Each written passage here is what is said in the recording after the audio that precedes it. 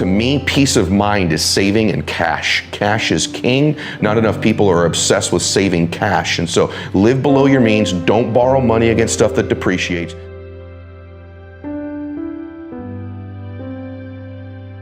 Financially, my formula is this, and you're never going to hear this because there's all this stuff on social media now about borrow, borrow, borrow, borrow. First off, the Bible says, owe no man nothing. So I didn't get rich by creating debt. And I can just tell you that I don't care about what type of debt you have, but the one thing financially is you do not want to borrow money if you can minimize it against a depreciating asset. If you borrow money for something that's going to appreciate, like a home or an investment property, I'm pretty cool with that, although I still think you should be careful with debt. But I see far too many people borrowing money against something that depreciates, like cars that they don't need to have just to impress other people, right? Or clothes they don't need to be wearing. And so on credit cards, don't borrow money against stuff that goes down in value as much as you can. The second thing is live below your means.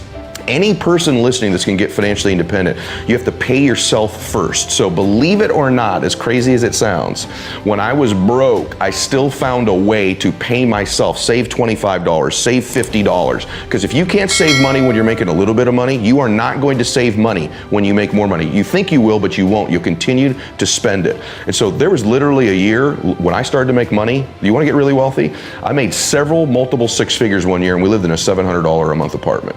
I just saved and saved and saved and saved because my confidence in business came from my ability to acquire and save money over time, which took me a while. But to me, peace of mind is saving in cash. Cash is king. Not enough people are obsessed with saving cash. And so live below your means. Don't borrow money against stuff that depreciates, and save money. And here's a biggie. Start reading about money. Start to familiarize yourself. Pick up some books on finance. Start to know what you're talking about. The thing that scares me the most is seeing people who don't save money. It blows my mind. I rarely do it anymore, but when we go to the mall on the weekend and I'm watching people walking out of there with 6, 7 bags, and I'm thinking, my God, like, you don't need all this stuff. Wouldn't that be cool to put that $200 a month away in savings someday for your children's college, someday for your retirement, someday to buy your dream house? You know, the best thing of living here, of living at the ocean, or having a jet or other material things I have, is I own them all.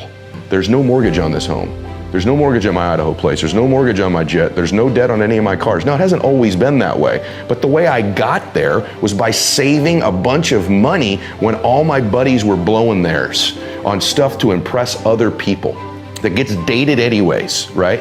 And so stuff you buy that you think will impress other people is really only cool for the first or second time you wear it or use it anyways, right? And so be really careful about that. I love the auto pay idea. That's paying yourself first. Persuasion in anything. So if you want to persuade your children, if you want to persuade someone to take a look at your faith, if you want to persuade someone in business, if you want to persuade someone to help you in anything or help them in anything, it's real simple for me. Monster belief. And so you can't transfer to me that which you're not experiencing yourself, right? So you can't give me that. People are always trying to come up with a magic word, the magic clothes, the magic this. And there are words you should and shouldn't use in persuasion, no question about it, right? There are words that are more effective than other words. And clearly, to be successful in any business, you need to know what those words are in your business. But the best persuaders, the best motivators, the best speakers, the best physicians, the best school teachers, the best parents are incredible persuaders. And what they do is they come from a monster place of conviction and belief that they can transfer you to, because people respond to energy much more than they do words. They respond to what they feel, not what they hear and see. Hear and see are real low-level influencers. Energy, spirit, transfer of energy is what people respond to. And so I'm cognizant all the time of getting in a state of total belief and certainty about what it is that I'm going to represent or speak on, if I'm speaking on stage about a particular topic, and then transferring that energy into people. And that seems generic or hokey, but it's actually what great persuaders do. In fact, if you're listening to this, you think of anybody that you know who's incredibly persuasive. They may have great words, they probably do, but it's something you feel from them.